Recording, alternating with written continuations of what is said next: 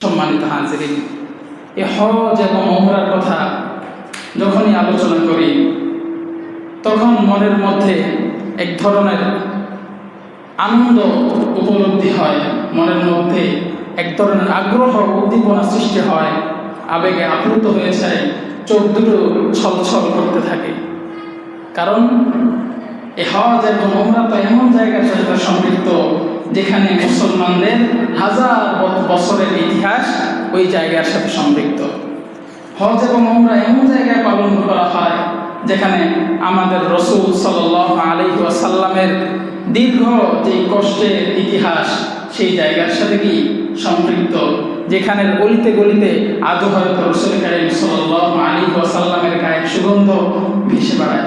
এই জন্য হজের কথা বললেই এক ধরনের আনন্দ মনের মধ্যে কি হয়, উপলব্ধি হয়। তো যেই হজ উমরার কথা বললেই কি হয়, মনের মধ্যে আনন্দ উপলব্ধি হয়। তো যারা সরাসরি হজ উমরা করতে পারে তাদের কতটা আনন্দ হয়, তাদের তো আনন্দের কোনো সীমা নাই। সম্মানিত হাজিরিন, যখন থেকে কিছুটা বুঝ হয়েছে, আল্লাহ এবং আল্লাহ রসুলের মহাব্বত অন্তরে লালন করি, তখন থেকেই হজ করার জন্য, উমরা করার জন্য বারবার আল্লাহ তাআলার কাছে দোয়া করি, কান্না করে করে আল্লাহ তাআলার কাছে চাই, আল্লাহ জীবনে একবার হলেও, মৃত্যুর আগে একবার হলেও অন্তত কি করেন, আপনার ঘরের জিয়ারত, আপনার রসুলের রওজা শরীফ জিয়ারতের কি করেন, তৌফিক দান করেন। একবার যদি সেখানে যেতে পারি, এরপরে মারা গেলে আর কোনো আফসোস নাই। মাঝে মাঝে আল্লাহ তাআলার কাছে কান্না করে বলি, আল্লাহ তোমার ঘরে কত মানুষ যায়, কত চোর বাটপার, মানুষের হক মেরে খাওয়া কত লোক কি করে তোমার ঘরে যায়, আমরা কি এমন গুনাহ করেছি যে এখন আমাদের ডাক আসে না? যখনই আমাদের পরিচিত বন্ধু বান্ধব অথবা কোনো উস্তাদ এই হজ বা উমরার সফরে যান, তখনই তাদের কাছে দোয়া চাই যে আপনারা যখন যাবেন তখন আল্লাহ তাআলার ঘর কাবা শরীফের গিলাফ ধরে আমাদের জন্য অন্তত কি করবেন, দোয়া করবেন, আল্লাহ তাআলা যেন আমাদেরকে কি করে সেখানে যাওয়ার তৌফিক দান করে। আমাদের অনেক উস্তাদ আছে যারা কয়েক মাস পর পরে কি করে, উমরার জন্য যায়। আমাদের মুতল্লি সাহেব গত বছর উমরাতে গিয়েছেন, এবছরও সামনের মাসে উমরা যাবেন। আমরা দোয়া করি আমাদের মুতল্লি সাহেবের উমরাকে যেন আল্লাহ তাআলা কবুল করেন, সকলে বলেন আমিন। আমাদের যাদের অন্তরে কাবার প্রতি মহাব্বত, রাসূল কারীম সাল্লাল্লাহু আলাইহি ওয়াসাল্লামের রওজার প্রতি মহাব্বত আছে, আমাদের সবাইকে যেন আল্লাহ তাআলা সেখানে যাওয়ার তৌফিক দান করেন, সকলে বলেন আমিন। আলহামদুলিল্লাহ, মহান আল্লাহ সুবহানাহু ওয়া তাআলার দরবারে লাখো কোটি শুকরিয়া যে আল্লাহ সুবহানাহু ওয়া তাআলা আমাদেরকে এই পবিত্র জুমার দিনে আল্লাহ তাআলার ঘর মসজিদে আসার, বসার, দ্বীনি কিছু কথাবার্তা বলার এবং শোনার তৌফিক দান করেছেন। এই জন্য সকলে অন্তরের অন্তঃস্থল থেকে মালিকের দরবারে শুকরিয়া আদায় করি, আলহামদুলিল্লাহ। সম্মানিত হাজিরিন, আমি আপনাদের সম্মুখে পবিত্র কালামে মাজিদ থেকে একখানা আয়াত তেলাওয়াত করেছি। উক্ত আয়াতে কারিমার আলোকে আপনাদের সম্মুখে তাজকিয়ায়ে নফস বা আত্মশুদ্ধি সম্পর্কে আলোচনা করার চেষ্টা করব। আল্লাহ তাআলা তৌফিক দান করুক, সকলে বলেন আমিন। সম্মানিত হাজিরিন, আল্লাহ তাআলার পক্ষ থেকে বান্দাদের উপর শরীয়তের যে আহকাম আছে, বিধিবিধান আছে, এই বিধিবিধানগুলা দুই প্রকার। এক নম্বর হচ্ছে আহকামে যাহিরি, দুই নম্বর হচ্ছে আহকামে বাতিনি। আহকামে যাহিরি এমন বিধিবিধান যেগুলা দৃষ্টিগোচর হয়, দেখা যায়, যেমন নামাজ, রোজা, হজ, যাকাত, সাদাকা, এই সমস্ত আরও যা কিছু আছে। আর আহকামে বাতিনিগুলো হচ্ছে যেমন তাকওয়া, ইখলাস, বিনয়, এই সমস্ত জিনিস। আমরা মুসলমানরা আহকামে যাহিরি এগুলাকে গুরুত্বপূর্ণ মনে করলেও আহকামে বাতিনি যেগুলো আছে ওগুলাকে তেমন একটা গুরুত্বপূর্ণ মনে করি না। যেমন আল্লাহ তাআলা দৈনন্দিন 5 ওয়াক্ত নামাজ ফরজ করেছেন, যাদের ভিতর আল্লাহ তাআলা এই জ্ঞান দিয়েছেন, নামাজের গুরুত্ব বুঝে আমরা কি করি, 5 ওয়াক্ত নামাজ পড়ি। রমজানের রোজা রাখার আদেশ দিয়েছেন, রমজানের রোজা রাখি, যাদেরকে সামর্থ্য দিয়েছেন হজ করার হজ করি, যাদের জাকাত দেওয়ার সামর্থ্য আছে তারা জাকাত দেয়। তেমনিভাবে বাতিনি যেইগুলো বিষয়গুলো আছে, যেমন তাকওয়া অর্জন করা, তারপরে নিয়তকে খালেস করা, একনিষ্ঠভাবে আল্লাহ তাআলার জন্য ইবাদত বন্দেগী করা, অহংকার, হিংসা, বিদ্বেষ, লোভ, লালসা থেকে অন্তরকে মুক্ত রাখা, এগুলোকে আমরা জরুরি মনে করি না। অথচ নামাজ যেমনিভাবে ফরজ, তেমনি যেই জায়গায় সবর করার প্রয়োজন ওই জায়গায় সবর করাও কি ফরজ। রোজা যেমনিভাবে ফরজ, তেমনিভাবে যে জায়গায় শুকর করার প্রয়োজন ওই জায়গায় শুকর করাও ফরজ বা জরুরি। কোনোটাকে ফেলে দেওয়ার মতো না, কোনোটাকে অগুরুত্বপূর্ণ মনে করা যাবে না। জহিরি বিষয়গুলোও কি আছে যেমন জরুরি, বাতিনি বিষয়গুলোও তেমনি ততটুকুই জরুরি। এবার আসেন এই জহিরি এবং বাতিনি বিষয়, এগুলো কি আমাদের বানানো নাকি আল্লাহ এবং আল্লাহ রাসূল সাল্লাল্লাহু আলাইহি ওয়াসাল্লাম এ সম্পর্কে কোরআন ও হাদিসের মধ্যে তথ্য দিয়ে গেছেন? জাহিরি বিষয় সম্পর্কে আল্লাহ তাআলা পবিত্র কালামে মাজিদের মধ্যে ইরশাদ করেন। জাহিরি বিষয়গুলোর মধ্যে এক নম্বর হচ্ছে নামাজ। নামাজ সম্পর্কে আল্লাহ তাআলা পবিত্র কালামে মাজিদের মধ্যে বহু আয়াত কি করেছেন, নাজিল করেছেন। আল্লাহ তাআলা বলেন, ওয়া আকিমুস সালাতা ওয়া আতুজ যাকাত ওয়ারকাউ মা'আর রাকিঈন। আল্লাহ তাআলা বলেন, তোমরা নামাজ কায়েম করো এবং যাকাত আদায় করো এবং রুকুকারীদের সাথে রুকু করো, অর্থাৎ জামাতের সাথে নামাজ আদায় করো। তাহলে এই আয়াতের মধ্যে জাহিরি আহকাম নামাজ সম্পর্কে আল্লাহ তাআলা কি করেছেন, আদেশ দিয়েছেন। নামাজের পরের বিষয়টা হচ্ছে রোজা। রোজা সম্পর্কে আল্লাহ তাআলা কি করেছেন, আয়াত নাযিল করেছেন। আল্লাহ তাআলা বলেন, ইয়া আইয়ুহাল্লাযীনা আমানু কুতিবা আলাইকুমুস সিয়াম কামা কুতিবা আলাল্লাযীনা মিন ক্বাবলিকুম লাআল্লাকুম তাত্তাকুন। আল্লাহ তাআলা বলেন, হে ঈমানদার বান্দারা, তোমাদের উপর রোজাকে ফরজ করা হয়েছে। এটা শুধু তোমাদের উপর ফরজ করা হয়েছে বিষয়টা এমন নয়, এটা দেখে ভয় পাওয়ার কিছু নাই, বরং তোমাদের পূর্ববর্তী যারা ছিল তাদের উপরও এই রোজা ফরজ ছিল। কুতিবা আলাইকুমুস সিয়াম, তোমাদের উপর রোজাকে ফরজ করা হয়েছে, কামা কুতিবা আলাল্লাযীনা মিন ক্বাবলিকুম, যেভাবে তোমাদের পূর্ববর্তীদের উপরও এই রোজা ফরজ করা হয়েছিল। কেন এই রোজা ফরজ করা হয়েছে? লাআল্লাকুম তাত্তাকুন, যাতে করে তোমরা তাকওয়া অবলম্বন করতে পারো। তাহলে জাহিরি আরেকটা বিষয় হচ্ছে এই রোজা। রোজা সম্পর্কে আল্লাহ তাআলা কি করলেন, আয়াত নাযিল করলেন। এরপরে জাহিরি যে বিষয়গুলো আছে, বিধিবিধান আহকাম আছে, এর মধ্যে আরেকটা আহকাম হচ্ছে হজ করা। কি করা? হজ করা। আল্লাহ তাআলা এই হজ সম্পর্কে পবিত্র কালামে মাজিদের মধ্যে ঘোষণা দেন, ওয়াতিমুল হাজ্জা ওয়াল উমরাতা লিল্লাহ। আল্লাহ তাআলার জন্য হজ ও উমরা পরিপূর্ণ করো অথবা পালন করো।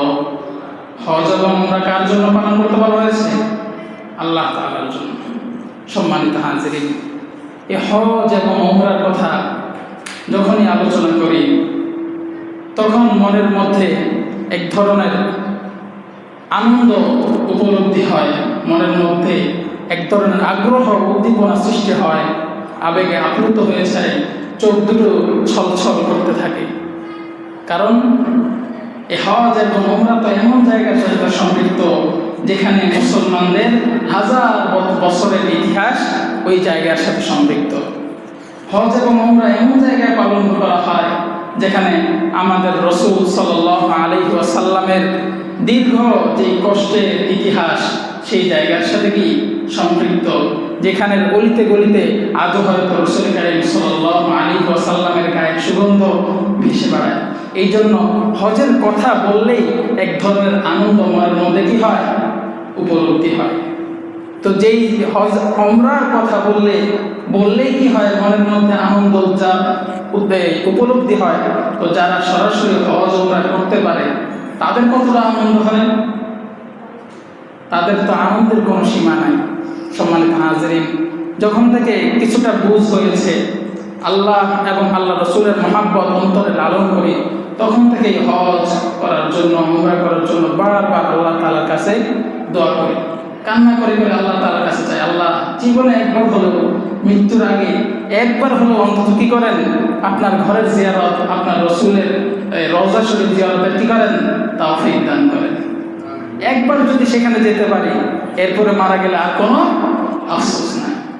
মাঝে মাঝে আল্লাহ তাআলার কাছে কান্না করে বলি, আল্লাহ তোমার ঘরে কত মানুষ যায়, কত চোর বাটপার, মানুষের হক মেরে খাওয়া কত লোক কি করে তোমার ঘরে যায়, আমরা কি এমন গুনাহ করেছি যে এখন আমাদের ডাক আসে না? যখনই আমাদের পরিচিত বন্ধু বান্ধব অথবা কোনো উস্তাদ এই হজ বা উমরার সফরে যান, তখনই তাদের কাছে দোয়া চাই যে আপনারা যখন যাবেন তখন আল্লাহ তাআলার ঘর কাবা শরীফের গিলাফ ধরে আমাদের জন্য অন্তত কি করবেন, দোয়া করবেন, আল্লাহ তাআলা যেন আমাদেরকেও কি করে সেখানে যাওয়ার তৌফিক দান করে। আমাদের অনেক উস্তাদ আছে যারা কয়েক মাস পর পরে কি করে উমরার জন্য যায়। যে আমাদের মুতল্লি সাহেব গত বছর উমরাতে গিয়েছেন, এবছরও সামনের মাসে উমরা যাবেন। আমরা দোয়া করি আমাদের মুতল্লি সাহেবের উমরাকে যেন আল্লাহ তাআলা কবুল করেন, সকলে বলেন আমিন। আমাদের যাদের অন্তরে কাবার প্রতি মহাব্বত, রাসূল করিম সাল্লাল্লাহু আলাইহি ওয়াসাল্লামের রওজার প্রতি মহাব্বত আছে, আমাদের সবাইকে যেন আল্লাহ তাআলা সেখানে যাওয়ার তৌফিক দান করেন, সকলে বলেন আমিন। তো সম্মানিত হাজিরিন, বলতেছিলাম এই যে হজ ও উমরা, এটাও তো একটা বাহ্যিক আহকাম, বাহ্যিক বিধান। এই সম্পর্কে আল্লাহ তাআলা কি করেছেন, আয়াত নাযিল করেছেন, ওয়াতিমুল হজ্জ ওয়াল উমরাতা লিল্লাহ, হজ এবং উমরা আদায় করো আল্লাহ তাআলার জন্য। এরপরে বাহ্যিক বিধানের মধ্যে আরেকটা বিধান হচ্ছে যাকাত। আরেকটা বিধান কি, যাকাত। এই যাকাত সম্পর্কে আল্লাহ তাআলা বলেন, খুয মিন আমওয়ালিহিম সাদাকাতান তুতাহহিরুহুম বিহা ওয়া তুযাক্কিহিম ওয়া সাল্লি আলাইহিম। আল্লাহ তাআলা তার রাসূলকে বলেন যে আপনি আপনার উম্মতের মাল থেকে কি করেন, সদাকা গ্রহণ করেন, যাকাত গ্রহণ করেন। এই যাকাত গ্রহণের মাধ্যমে আপনি কি করবেন, তাদেরকে পবিত্র করবেন এবং তাদেরকে পরিশুদ্ধ করবেন।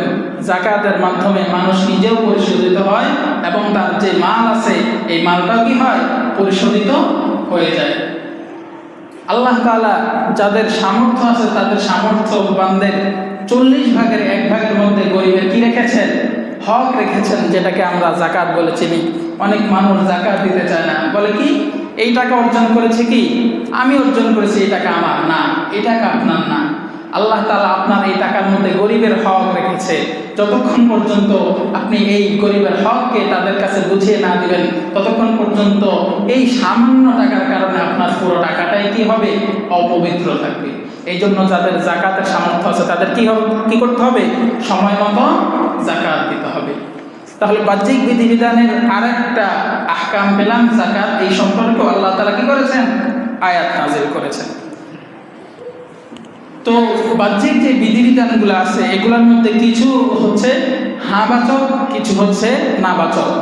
কিছু জিনিসকে অর্জন করার জন্য বলেছেন, আবার কিছু জিনিসকে পরিত্যাগ করার জন্য বলেছেন। এতক্ষণ পর্যন্ত আমরা যেগুলো পড়েছি, যেগুলো শুনেছি, এগুলো হচ্ছে হ্যাঁ বাচক, মানে এগুলো অর্জন করতে বলা হয়েছে। এখন আসেন যেগুলো থেকে বিরত থাকতে বলা হয়েছে, এর মধ্যে 1 নম্বর হচ্ছে অশ্লীলতা পরিহার করা। কি করা, অশ্লীলতা পরিহার করা। আল্লাহ তাআলা বলেন, ওয়ালা তাকরাবুজ জিনা ইন্নাহু কানা ফাহিশা ওয়া সাআ সাবিলা। তোমরা জিনা করবা তো দূরের কথা, লা তাকরাবুজ জিনা, জিনার নিকটবর্তীও হইবা না। অর্থাৎ জিনা করার যে উপকরণগুলো আছে, যে আসবাবগুলো আছে, ওই আসবাবগুলো থেকেও তোমরা দূরে থাকবা। কেন এই জিনা হচ্ছে, আল্লাহ তাআলা বলেন ইন্নাহু কানা ফাহিশা, এই জিনা হচ্ছে একটা অশ্লীল কাজ, ওয়া সাআ সাবিলা, কতই না মন্দ একটা পন্থা, নাউযুবিল্লাহ। তাহলে জিনা থেকে কি করতে হবে, দূরে থাকতে হবে, অশ্লীলতা পরিহার করতে হবে। এরপরে আল্লাহ তাআলা বলেন কোন সম্পর্কে, মৃত প্রাণী, রক্ত এবং শুকুরের গোশত পরিত্যাগ করার ব্যাপারে আল্লাহ তাআলা পবিত্র কালামে মাজিদের মধ্যে বলেন, হুররিমাত আলাইকুমুল মাইতাতু ওয়াদ-দামু ওয়া লাহমুল খিনজির ওয়া মা উহিল্লা বিহি লিগাইরিল্লাহ। হুররিমাত আলাইকুম তোমাদের উপর হারাম করা হয়েছে মাইতাতু মৃত প্রাণী। কোন প্রাণী? মৃত প্রাণী। আল্লাহ তাআলা আমাদের উপর যে সমস্ত প্রাণীগুলা খাওয়া হালাল করেছেন, যেগুলা জবাই করে আল্লাহ তাআলার নামে জবাই করে কি করা লাগে? খাওয়া লাগে। যেমন মুরগি, তারপরে হাঁস, গরু, ছাগল, ভেড়া, মহিষ, দুম্বা, উট, যেগুলা কি করা লাগে? জবাই করা লাগে। এগুলা জবাই করা ছাড়া যদি এমনি মরে যায় তাহলে ওটা আর খাওয়া জায়েজ নাই। কিন্তু কিছু কসাই ভাই আছে না, যারা কি করে? মানুষকে হারাম খাওয়ায়, মৃত প্রাণী খাওয়ায়। কথার কথা, সে 50,000 বা 1 লাখ টাকা দিয়ে একটা গরু ক্রয় করছে। গরু ক্রয় করার পর কোনো কারণে গরুটা মারা গেছে। তো এখন যে এই লোক এই টাকার দিয়ে গরু ক্রয় করছে, তার তো এটা লস যাবে। তো সে নিজের লস দিতে রাজি না। কি করে? এই মৃত প্রাণীটাকেই করে, চামড়া ছিলে এই গোশত মানুষকে কি করে? খাওয়া যায়। বলে এই প্রাণীর গোশত খাওয়া যায় আছে? জায়েজ নাই, কিন্তু মানুষকে তো খাওয়াই দিছে। এই জন্য আল্লাহ তাআলা আমাদের উপর মৃত প্রাণীকে কি করেছেন? হারাম করেছেন। হুররিমাত আলাইকুমুল মাইতা, মৃত প্রাণী তোমাদের জন্য হারাম করা হয়েছে। ওয়াদ্দাম, এবং রক্ত। রক্ত খাওয়াও কি হারাম। চাই যে কোনো জিনিসের রক্ত হোক, মানুষের রক্ত বা অন্য কোনো প্রাণীর রক্ত। কিছু কিছু মানে অসভ্য জাতি আছে যারা রক্ত পান করে, মানুষের রক্ত, আরো বিভিন্ন পশু পাখির রক্ত কি করে? পান করে। আল্লাহ তাআলা মুসলমানদের জন্য সব ধরনের রক্ত পান করা কি করেছেন? হারাম করেছেন। তবে 2টা রক্ত খাওয়া কি আছে? জায়েজ। সরাসরি রক্ত না, সেই 2টা রক্ত কি? আল্লাহর রাসূল বলেন আল কাবিদু ওয়াত তিহাল, কলিজা এবং তিল্লি। কলিজা এবং কি? তিল্লি। কলিজা এবং তিল্লি এটা কিসের থেকে হয়? রক্ত থেকেই হয়। কলিজা এবং তিল্লি কিসের থেকে হয়? রক্ত থেকে হয়। তো এটা খাওয়া আমাদের জন্য কি? হালাল। এছাড়া সরাসরি যে রক্ত, ওটা খাওয়া কি নাই? জায়েজ নাই। তাহলে 1 নম্বরে হুররিমাত আলাইকুমুল মাইতা, তোমাদের উপর মৃত প্রাণী খাওয়াকে হারাম করা হয়েছে। ওয়াদ্দাম, রক্ত খাওয়াকে হারাম করা হয়েছে। ওয়ালাহমুল খিনজির, 3 নম্বরে আল্লাহ তাআলা বলেন শূকরের মাংস খাওয়া তোমাদের জন্য হারাম। আজকাল মুসলমানরা কেউ কেউ শখের বসে, আবার কেউ কেউ ইচ্ছা করে কি করে? শূকরের মাংস খায়। খায় না? মদ যেমনিভাবে কি করে? অনেকে শখের বসে খায়, অনেকে নিজের অভ্যাসের কারণে খায়, নেশার কারণে খায়। তেমনি আজকাল মুসলমানদের মধ্যে আস্তে আস্তে শূকরের মাংস খাওয়ার প্রচলন শুরু হয়ে গেছে। শূকরের মাংস খাওয়া প্রত্যেক মুসলমানদের জন্য স্পষ্ট রূপে হারাম, হারাম, হারাম, কোনো সন্দেহ নাই। কোনো মুসলমান যে নিজেকে মুসলমান বলে দাবি করে, সে কখনো শূকরের মাংস খেতে পারে না। তাহলে হুররিমাত আলাইকুমুল মাইতাতু ওয়াদ্দামু ওয়া লাহমুল খিনজির, তোমাদের উপর হারাম করা হয়েছে মৃত প্রাণী, রক্ত এবং শূকরের মাংস। এরপর আল্লাহ তাআলা বলেন ওয়া মা উহিল্লা বিহি লিগাইরিল্লাহ, আল্লাহ তাআলা ব্যতীত কোন প্রাণীকে যদি অন্য কারো নামে উৎসর্গ করা হয়, জবাই করা হয়, ওই প্রাণী খাওয়াও তোমাদের জন্য হারাম। এটা খুব গুরুত্বের সাথে বুঝবেন। দেখেন বাংলাদেশে ওরস হয় কিনা? আমাদের কাছেই তো আছে কাঞ্চনপুরে, যে আগামী মনে 23 তারিখে ওরস। কয় তারিখে? 23 তারিখে কাঞ্চনপুর ওরস হয়। বাংলাদেশের বহু জায়গায় ওরস হয়। ওরসের মধ্যে তাবারক দেয় কিনা? দেয়। মহিষের মাংসের দিয়া, তারপরে গরু, ছাগল, বিভিন্ন জিনিস দিয়া তাবারক বানায়। এই যে গরু, মহিষ, ছাগল তারা জবাই করে, অধিকাংশ ওরসের মধ্যে এই পশুগুলা জবাই করা হয় যেই মাজার শরীফের মধ্যে কি হয়? এই ওরস হয়। ওই মাজারের যে ব্যক্তি আছে ওই ব্যক্তির নামে বলেন না আউযুবিল্লাহ। বলেন যদি ওই মাজারের ব্যক্তির নামে পশুটা জবাই করা হয়, ওই পশু খাওয়া জায়েজ? কখনোই জায়েজ নাই। আল্লাহ তাআলা ছাড়া অন্য কারো নামে যেই প্রাণী জবাই করা হবে, ওই প্রাণীর গোশত খাওয়া কখনোই কিনা জায়েজ নাই। কিন্তু বাঙালি খানা দেখলেই কি করে? ছুটে। হালাল হারামের কোনো তোয়াক্কা করে না যে আমি এটা খাইতেছি, এটা কি হালাল নাকি হারাম। না, খাইলেই হলো। খাওয়ার কথা শুনলেই বাঙালি কি ছুটে, আর কোনো তোয়াক্কা করে না, পরোয়া করে না। সম্মানিত হাজিরিন, এই জন্য ওরসের বিরিয়ানি যারা পাবেন, খুব সতর্কতার সাথে যাচাই বাছাই করে যথাসম্ভব এটাকে না খাওয়াই কি উত্তম। কারণ বেশিরভাগ ক্ষেত্রেই কি করা হয়? ওই ব্যক্তির নামে কি করা হয়? জবাই করা হয়। এই জন্য ওরসের যে বিরিয়ানি আছে, তাবারক আছে, এটা কি করবেন? আপনারা পরিত্যাগ করবেন। তাহলে আল্লাহ তাআলা এই কয়েকটা জিনিস আমাদের জন্য কি করেছেন? হারাম করেছেন। তো আলোচনা করতেছিলাম যে জাহিরি যে আহকামগুলো আছে, জাহিরি যে বিধিবিধানগুলো আছে, এগুলো সম্পর্কে আল্লাহ তাআলা কি করেছেন? পবিত্র কালাম মাজিদের মধ্যে বিভিন্ন আয়াত বর্ণনা করেছেন। এবার আসেন বাতিনি বিষয় সম্পর্কে আল্লাহ তাআলা কোন আয়াত বর্ণনা করেছেন কিনা আমরা দেখি। বাতিনি বিষয় সম্পর্কের মধ্যে 1 নম্বর হচ্ছে তাকওয়া। 1 নম্বর কি? তাকওয়া। তাকওয়া কি দেখা যায়? তাকওয়া হচ্ছে আল্লাহ তাআলার ভয়। তাকওয়া কি? আল্লাহ তাআলার ভয়। তো আপনার ভিতরে আমার ভিতরে কতটুকু তাকওয়া আছে, আমরা আল্লাহকে কতটুকু ভয় করি, এটা তো দেখা যায় না, এটা যার যার মনের বিষয়। তো আল্লাহ তাআলা বলতেছেন এই তাকওয়া অর্জন করতে হবে। আল্লাহ তাআলা বলেন, ইয়া আইয়ুহাল্লাযীনা আমানুত্তাকুল্লাহ হাক্কা তুকাতিহি ওয়া লা তামুতুন্না ইল্লা ওয়া আনতুম মুসলিমুন। হে ঈমানদারগণ, ইত্তাকুল্লাহ, তোমরা আল্লাহকে ভয় করো, হাক্কা তুকাতিহি, ভয় করার মতো। ভয় করার মতো, ভয় করা কিসের মতো? ভয় করার মতো। আমরা মুখে বলি আমরা আল্লাহকে ভয় করি, কিন্তু 5 ওয়াক্ত নামাজের সময়, বিশেষ করে ফজরের নামাজের সময় আমাদেরকে মসজিদে খুঁজে পাওয়া যায় না। আমরা মুখে বলি আল্লাহকে ভয় করি, কিন্তু আমরা আবার অন্যের হক মেরে খাই। আমরা মুখে বলি আমরা আল্লাহকে ভয় করি, কিন্তু আরেকজনের জমির আইল ঠেলে দেই। আমরা মুখে বলি আল্লাহকে ভয় করি, কিন্তু সুদ দেখলে, ঘুষ দেখলে আমাদের হুঁশ থাকে না, সুদও খাই, ঘুষও খাই। এছাড়া আল্লাহ তাআলার যত ধরনের নাফরমানি আছে, সব ধরনের নাফরমানি আমরা করি। আবার মুখে মুখে বলি আমরা আল্লাহকে ভয় করি। তাহলে এটা কি ভয় করার মতো ভয় হলো? না, এটা মৌখিক ভয় হলো। কি ভয়? মৌখিক ভয়। পরিপূর্ণ প্রকৃত যে ভয় ওটা হয় নাই। যে ব্যক্তি আল্লাহকে প্রকৃত রূপে ভয় করে, সেই যত ধরনের আল্লাহ তাআলার নাফরমানি আছে, সব নাফরমানি থেকে সে নিজেকে কি করে? বিরত রাখে। তাহলে সম্মানিত হাজিরিন, বাতিনি বিষয়ের একটা বিষয় কোরআন মাজিদের মধ্যে পাইলাম কিনা? পেলাম। একটা হচ্ছে কি? তাকওয়া। আল্লাহ তাআলা বলেছেন তাকওয়া অর্জন করো পরিপূর্ণভাবে। এরপরে 2 নম্বরে হচ্ছে ইখলাস। ইখলাস মানে একনিষ্ঠতা, একমাত্র আল্লাহ তাআলাকে রাজি খুশি করার জন্য কোনো কাজ করা। ইখলাস কাকে বলে? একনিষ্ঠতার সাথে আল্লাহ তাআলাকে রাজি খুশি করার জন্য কোনো কাজ করা। আল্লাহ তাআলা এই সম্পর্কে বলেন, ওয়া মা উমিরু ইল্লা লিয়াবুদুল্লাহা মুখলিসিনা লাহুদ্দিন। ওয়া মা উমিরু, তাদেরকে আদেশ দেওয়া হয়েছে, ইল্লা লিয়াবুদুল্লাহা মুখলিসিনা লাহুদ্দিন, আল্লাহ তাআলার জন্য একনিষ্ঠভাবে ইবাদত করার জন্য। আমাদেরকে আদেশ করা হয়েছে কিসের জন্য? একনিষ্ঠভাবে আল্লাহ তাআলার ইবাদত করার জন্য। এটাই হচ্ছে ইখলাস। একনিষ্ঠভাবে ইবাদত হবে কার জন্য?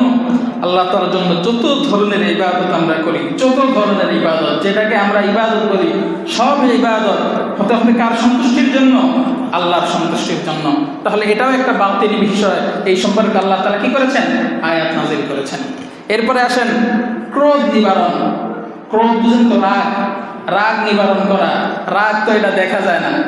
অনেক সময় মানুষের চেহারার মধ্যে রাগের বিষয়টা প্রতিফলিত হয়, বোঝা যায়, কিন্তু কেউ যদি অন্তরের মধ্যে রাগ পুষে রাখে, কিন্তু মুখের মধ্যে বোঝা যায় না, কয়েক মাস পরে, কয়েক বছর পরে ওই রাগ সে কি করে? প্রতিশোধ হিসাবে সেই রাগটাকে সে জাহির করে, প্রকাশ করে। তাহলে এই রাগ এটাও একটা কি? অভ্যন্তরীণ বিষয়।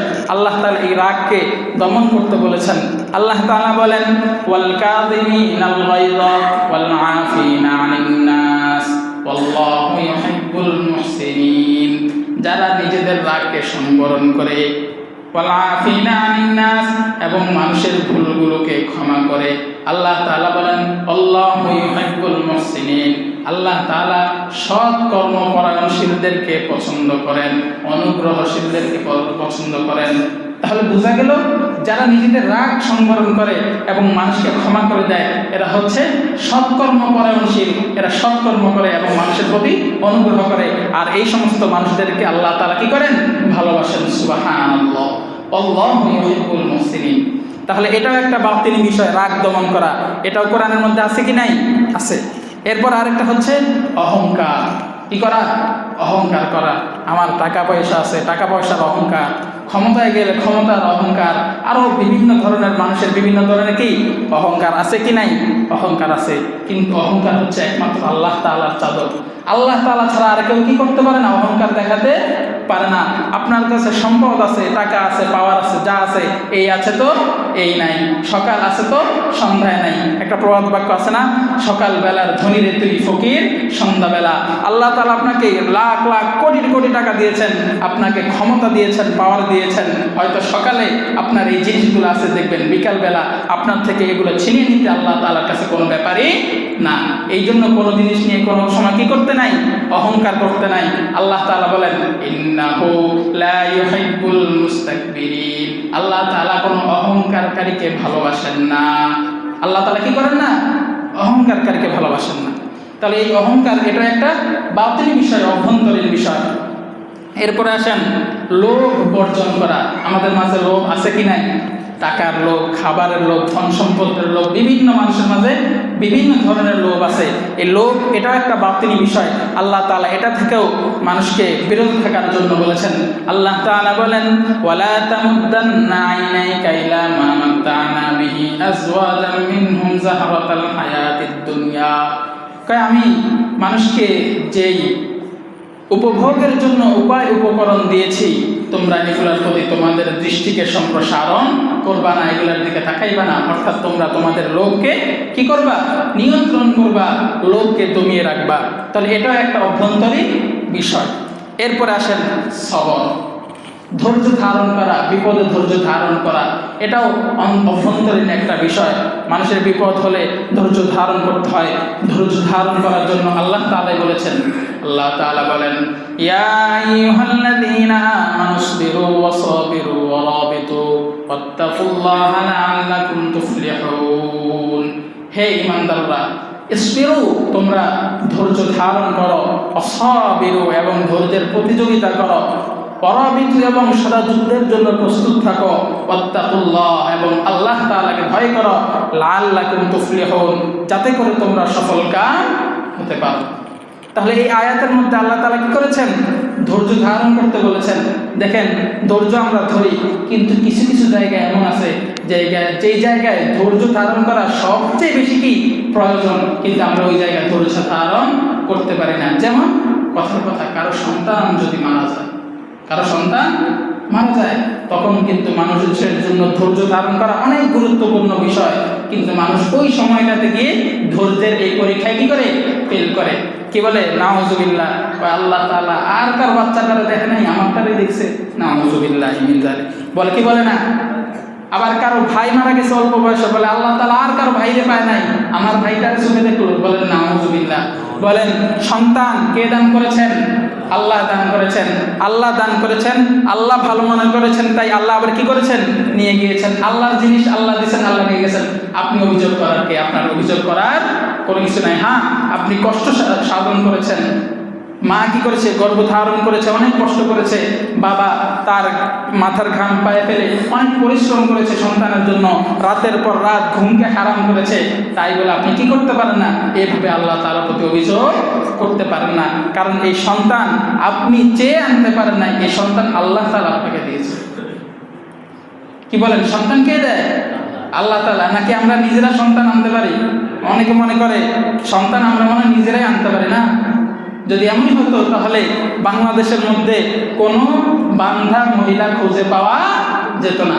বন্ধা মহিলা যাদের কি হয় না, বাচ্চা হয় না। কত ধরনের তদবির করে, ডাক্তারের কাছে যায়, কবিরাজের কাছে যায়, কত মানুষের কাছে যায়, এরপরে কি হয় না? সন্তান হয় না। তাহলে বোঝা গেল সন্তান কেউ নিজে থেকে অর্জন করতে পারে না। এটা কার দান? আল্লাহর দান। এই জন্য যদি আমাদের এই আদরের সন্তান কখনো আল্লাহ তাআলা নিয়ে যান, ওই সময় সবচেয়ে বেশি ধৈর্যশীলতার পরিচয় দিতে হবে, ধৈর্য ধারণ করতে হবে। তাহলে এই যে ধৈর্য ধারণ করা, এটা একটা কি অভ্যন্তরীণ বিষয়। এরপরে আসেন শুকর করা। আল্লাহ তাআলা আমাদের প্রতি কত ধরনের নিয়ামত দিয়েছেন, কত ধরনের নিয়ামত দিয়েছেন। যদি আপনি কলম দিয়ে লিখতে থাকেন, আল্লাহ তাআলা পবিত্র কালামে মাজিদের মধ্যে বলেন কুল লাউ কানাল বাহরু মিদাদাল লিকালিমাতি রাব্বি লানাফিদাল বাহরু ক্বাবলা আন তানফাদা কালিমাতু রাব্বি ওয়ালাউ জিতনা বিমিসলিহি মাদাদা। দুনিয়ার মধ্যে যত গাছ আছে এই গাছগুলোকে যদি কি করা হয়, কলম হিসাবে ব্যবহার করা হয়, এবং দুনিয়াতে সমুদ্রের যত পানি আছে এই পানিগুলোকে যদি কালি হিসাবে ব্যবহার করে আল্লাহ তাআলার প্রশংসা, আল্লাহ তাআলার কালিমা লেখা হয়, তাহলে এই কলমগুলো শেষ হয়ে যাবে, সমুদ্রের এই কালিস্বরূপ পানি শেষ হয়ে যাবে, কিন্তু আল্লাহ তাআলার প্রশংসা লেখা শেষ হবে না। আমাদের প্রতি আল্লাহ তাআলার যে নিয়ামত আছে এই নিয়ামতের শুকরিয়া লিখে কখনো শেষ করা সম্ভব নয়। এই জন্য কি করতে হবে, আল্লাহ তাআলা আমাদের যাকে যেই অবস্থায় রাখছে ওই অবস্থায় কি করা, শুকরিয়া জ্ঞাপন করা। মানে আমরা কি করি, আমরা সবসময় আমাদের উপরের দিকে দেখি। কথার কথা, আমি আজকে 50,000 টাকার মালিক, আমি কি করি, যে 1 লাখ টাকার মালিক, 2 লাখ টাকার মালিক তার দিকে তাকাই, তাকে বলি ওই তো খুব ভালো আছে কিন্তু আমি ভালো নাই। অথচ বিষয়টা কিন্তু এমন না। আপনি যেই অবস্থায় আছেন ওই অবস্থা থেকে যারা আরো অবনতির মধ্যে আছে আপনি তাদের দিকে তাকাবেন, তাদের দিকে তাকিয়ে বলবেন যে আল্লাহ তাদের থেকে আমাকে কি করেছেন, ভালো রেখেছেন। এটাই হচ্ছে নিয়ম। যদি এটা অবলম্বন করতে পারেন তাহলেই শান্তিতে থাকতে পারবেন। আপনার উপরস্থ লোকদের দিকে তাকিয়ে যদি কি করেন, এরকম আফসোস করেন, আফসোস করে যাবেন, মনের মধ্যে অশান্তি সৃষ্টি হবে, কখনো প্রশান্তি পাবে না। এই জন্য আল্লাহ তাআলা আমাদেরকে যাকে যেই অবস্থায় রেখেছে, আমাদের প্রতি আল্লাহ তাআলার অনেক নিয়ামত আছে, এই নিয়ামতের কি করতে হবে, শুকরিয়া আদায় করতে হবে।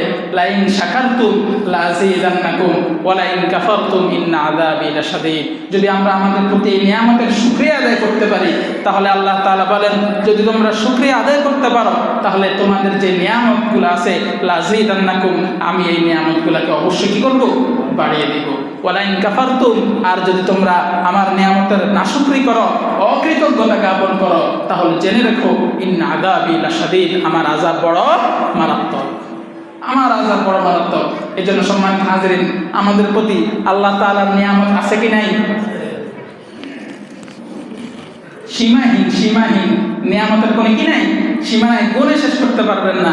এই জন্য কি করতে হবে, আল্লাহ তাআলার নিয়ামতের শুকরিয়া আদায় করতে হবে। এই যে সকল শুকরিয়া জ্ঞাপন করে, এটাও একটা কি বিষয়, অভ্যন্তরীণ বিষয়। এরপরে আসেন হিংসা। কি হিংসা, মানুষ একজন অপরজনের বিভিন্ন জিনিস নিয়ে হিংসা করে কি করে না, করে। আল্লাহ তাআলা এই হিংসা করা থেকে কি করেছেন, নিষেধ করেছেন। আল্লাহ তাআলা বলেন, আম ইয়াহসুদুনান নাস আলা মা আতাহুমুল্লাহু মিন ফাদলি। পবিত্র কালামে মাজিদ থেকে আল্লাহ তাআলা বলেন, তারা কি মানুষের প্রতি হিংসা পোষণ করে, আলা মা আতাহুমুল্লাহু মিন ফাদলি, আল্লাহ তাআলা মানুষকে যে অনুগ্রহ করেছেন ওই অনুগ্রহের উপর। কাউকে যদি আল্লাহ তাআলা সম্পদ দেন, কে দিয়েছেন, আল্লাহ তাআলা দিয়েছেন, আল্লাহ তাআলা অনুগ্রহ করেছেন, তো আল্লাহ তাআলার অনুগ্রহের উপর হিংসা করার অধিকার আমাদের নাই। আল্লাহ তাআলা বলেছেন, আম ইয়াহসুদুনান নাস, তারা কি মানুষের উপর হিংসা করে, আলা মা আতাহুমুল্লাহু মিন ফাদলি, আল্লাহ তাআলা নিজ অনুগ্রহে তাদেরকে যা দান করেছেন। এই জন্য বিশেষ করে মহিলাদের মধ্যে হিংসার পরিমাণ কি অনেক বেশি। কারো সন্তান একটু ভালো অবস্থানে গেলে মহিলারা হিংসায় জ্বলে পড়ে ছারখার হয়ে যায়। কারো একটু ভালো অবস্থান দেখলে মহিলাদের মধ্যে বেশি হিংসা কাজ করে, যে অমুক এত উন্নয়ন করে ফেলছে, এত উন্নতির দিকে যাচ্ছে দিন দিন, তার এগুলো কি হয়ে যাক, ধ্বংস হয়ে যাক, নাউযুবিল্লাহি মিন যালিক। এরকম হিংসা মহিলারা করে। হিংসা না, আপনি ঈর্ষা করতে পারেন, আপনি আল্লাহ তাআলার কাছে দোয়া করতে পারেন, আল্লাহ তার যেমন এই ভালো অবস্থানে আপনি রেখেছেন, তাকে এমন এগুলো আপনি দান করেছেন, তার মতো আমাকেও কি করেন, দান করেন।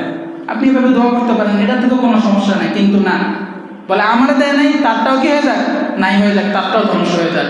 মহিলাদের মধ্যে এই হিংসার কাজটাকেই সবচেয়ে বেশি মহিলারা করে। এই জন্য হিংসা এটা একটা অভ্যন্তরীণ বিষয়, মনের বিষয়। এই হিংসা থেকে কি করতে হবে, বিরত থাকতে হবে। এরপরে আসেন রিয়া, লোক দেখানো ইবাদত। কি করা, লোক দেখানো ইবাদত। আল্লাহ তাআলা বলেন, ফাওয়াইলুল লিল মুসাল্লিন আল্লাযীনা হুম আন সালাতিহিম সাহুন আল্লাযীনা হুম ইউরাউনা ওয়া ইয়ামনাউনাল মাউন। আল্লাহ তাআলা বলতেছেন, ফাওয়াইলুল লিল মুসাল্লিন, মুসল্লিদের জন্য ধ্বংস, যারা নামাজ পড়ে তাদের জন্য ধ্বংস। নামাজ যারা পড়ে তাদের জন্য ধ্বংস। কি বলেন, নামাজ কে পড়তে বলছেন, আল্লাহ তাআলা পড়তে বলছেন। আল্লাহ তাআলা এখন বলতেছে নামাজ যারা পড়ে তাদের জন্য ধ্বংস। দাঁড়ান, কোন নামাজি যাদের জন্য ধ্বংস, এটা বোঝা দরকার। আল্লাযীনা হুম আন সালাতিহিম সাহুন, যারা তাদের নামাজের মধ্যে উদাসীন, এমন নামাজি আছে কি নাই? নামাজের মধ্যে আছে ঠিক, কিন্তু নামাজের মধ্যে দাঁড়িয়ে দাঁড়িয়ে দোকানের হিসাব করে, নামাজের মধ্যে দাঁড়িয়ে দাঁড়িয়ে ঘরের যে কি অবস্থা আছে, ঘরের বিভিন্ন অবস্থা নিয়ে কি করে চিন্তা ফিকির করতে থাকে। দুনিয়াবি যত কাজ আছে সব কিছু নামাজের মধ্যে এসে চিন্তা ফিকির করে, এমন মানুষ আছে কি নাই? আছে। এই জন্য আল্লাহ তাআলা বলেন, এই যারা তাদের নামাজের মধ্যে উদাসীন, এই সমস্ত মুসল্লিদের জন্য কি ধ্বংস। দেখেন আমরা যখন নামাজের মধ্যে দাঁড়াই, শয়তান নামাজের থেকে মনোযোগ ফিরিয়ে দেওয়ার জন্য অনেক চেষ্টা করে। তো আপনি একজন ইমানদার মুসলমান হিসেবে আপনার কাজ কি? যখনই মনে করবে যে শয়তান আপনার এই মনোযোগ ডাইভার্ট করার চেষ্টা করতেছে, মনোযোগ অন্যদিকে ফেরানোর চেষ্টা করতেছে, তখন আপনি কি করবেন? আবার নামাজের দিকে আপনার মনোযোগ ফিরিয়ে আনবেন। এটা হচ্ছে ইমানদারের পরিচয়। কিন্তু আপনি যদি জেনে শুনে বুঝে ইচ্ছা করে কি করেন, দুনিয়াবী বিষয় নিয়ে চিন্তা ফিকির করেন, তাহলে তো আপনার ব্যাপারে আর কিছু বলা নাই। আপনার ব্যাপারে আল্লাহ তাআলার এই আয়াত, ফাওয়াইলুল লিল মুসাল্লিন, নামাজীদের জন্য ধ্বংস, আল্লাযীনা হুম আন সালাতিহিম সাহুন, যারা তাদের নামাজের মধ্যে উদাসীনতা প্রকাশ করে। এরপরে কারা? কোন নামাজি? আল্লাযীনা হুম ইউরাউন, যারা তাদের নামাজ পড়ে লোক দেখানোর উদ্দেশ্যে। নামাজ পড়ে কি দেখানোর উদ্দেশ্যে? লোক দেখানোর উদ্দেশ্যে। এই যে সামনে দেখবেন লোক দেখানো নামাজি সংখ্যা, সামনে দেখবেন মাথার মধ্যে টুপি লাগাবে, দাড়িগুলো একটু লম্বা করবে, আর মসজিদে এসে কি করবে? নামাজ পড়বে, মানুষকে বোঝাবে আমি তো খুব নামাজি, ভোটটা আমারই দিয়ে, ভোটটা আমারই দিয়েন, আমি কি নামাজি। আর আমরাও এত বোকা জাতি, এই সমস্ত ভেষ যারা ধরে তাদেরকে দিন শেষে আমরা ভোটগুলো গিয়ে কি করি? দেই। সম্মানিত হাজির, খুব খেয়াল রাখবেন, যাদের নির্বাচনের আগের সুরত একরকম থাকে, নির্বাচনের পরে সুরত পাল্টে যায়, এগুলো হচ্ছে বাটপার। এগুলা প্রকৃতপক্ষে কি না? মুসলমান, ইমানদার না, মুসল্লি না। এগুলা সময়ের সুযোগের ব্যবহার করার জন্য তারা কি করতেছে? একটা ভেদ করতেছে। যারা নির্বাচনের আগেও যেমন, নির্বাচনের পরেও তেমন, এরাই হচ্ছে প্রকৃতপক্ষে ভালো মানুষ। ভোটটা যদি দিতে হয় তাদেরকে গিয়ে কি করবেন? দিবেন। যারা লোক দেখানোর উদ্দেশ্যে ভালো কাজ করে, যে নির্বাচনের আগে কত ধরনের কাজ যে করবে, সব লোক দেখানোর জন্য, নিজের নির্বাচনী প্রচারণার জন্য, নিজে ভোট পাওয়ার জন্য, প্রকৃতপক্ষে মানুষের সেবা করার উদ্দেশ্য নয়, প্রকৃতপক্ষে আল্লাহ তাআলার ইবাদত করার উদ্দেশ্য নয়, তার একমাত্র উদ্দেশ্য হচ্ছে ক্ষমতা, আর ক্ষমতায় গিয়ে মানুষকে শোষণ করা। খুব সাবধান, কয়েকটা টাকার কাছে নিজের কি করবেন না? বিবেককে বিক্রি করে দিবেন না। কয়েকটা টাকার কাছে যখন নিজের বিবেককে বিক্রি করে দিয়ে এই সমস্ত বদমাশগুলোকে ভোট দিবেন, তখন আগামী 5 বছর পর্যন্ত কি বলা যায় না, 5 বছরের জন্য ক্ষমতায় গিয়ে 15 বছর 20 বছর ক্ষমতা, 5 বছরের জন্য গিয়ে কয় বছর কি করে? 15 বছর পর্যন্ত ক্ষমতায় টিকে থাকে না? তো আপনি দিবেন একবার ভোট, কিন্তু আপনার এই ভোটে কত বছর যে আপনার পস্তাতে হবে আপনি নিজেও জানেন না। এই জন্য ভোটটা যখন দিবেন তখন বুঝে শুনে তাদেরকে দিবেন, যাদেরকে দিলে যারা প্রকৃতপক্ষে দেশপ্রেমী, যারা আপনাদের জন্য কাজ করবে, জনগণের জন্য কাজ করবে, ইমানদার মুসলমান যারা আছে মুসলমানদের পক্ষে কাজ করবে, তাদেরকে দেখে ভোট দিবেন। যারা এই মানুষকে দেখানোর জন্য কাজ করে এদেরকে দেওয়া যাবে না। আল্লাহ তাআলা এই সমস্ত লোকদের জন্য বলেছেন আল্লাযীনা হুম ইউরাউন, যারা লোক দেখানো ইবাদত করে, এদের জন্য কি ধ্বংস। তার সম্মানিত হাজির, এতক্ষণ পর্যন্ত যে আলোচনাগুলো করলাম, জাহিরি বিষয় এবং বাতিনি বিষয়, বাহ্যিক বিষয় এবং অভ্যন্তরীণ বিষয়, এগুলা কোরআন থেকে বলেছি। কিসের থেকে? কোরআন থেকে বলেছি। এগুলো সবগুলো আবার হাদিসের মধ্যে আছে। জাহিরি বিষয় সম্পর্কেও কি আছে? হাদিসের মধ্যে আল্লাহ রসুল বলেছেন, এবং বাতিনি বিষয়গুলো সম্পর্কে আল্লাহ রসুল হাদিসের মধ্যে বলেছেন। এখন জাহিরি বিষয়গুলোতে আমরা বিভিন্ন ওয়াজ মাহফিলে, বিভিন্ন তালিমের মধ্যে আমরা জানতে পারি, কিন্তু বাতিনি যে বিষয়গুলো আছে এগুলো আমরা কিভাবে অর্জন করব, এগুলো নিয়ে ইনশাআল্লাহ সামনের জুমা আলোচনা করার চেষ্টা করব। আল্লাহ তাআলা তৌফিক দান করুক, সকলে বলেন আমিন। আল্লাহ তাআলা এতক্ষণ পর্যন্ত যেই আলোচনাগুলো করলাম এগুলা বুঝে আমাদেরকে আমল করার তৌফিক দান করুক, সকলে বলেন আমিন। ওয়া আখিরু দাওয়ানা আলহামদুলিল্লাহি রাব্বিল আলামিন। যারা সুন্নাত পড়েন নাই তারা কবুল জমা আদায় করেন।